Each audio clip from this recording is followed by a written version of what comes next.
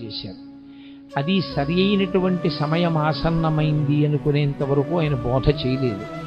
ఇప్పుడు అర్జునుడు వినడానికి తగిన సమయాన్ని పొంది ఉన్నాడు అని ఆయన అనుకున్నప్పుడు మాత్రమే ఆ బోధ చేశారు.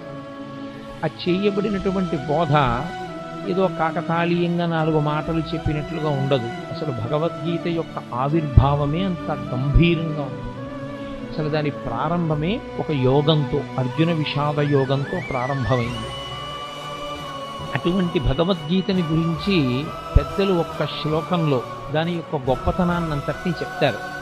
సర్వోపనిషదో గావః దోగ్ధా గోపాలనందన పార్థో వత్సః సుధీర్భోక్త దుగ్ధం గీతామృతం మహత్ అంటారు.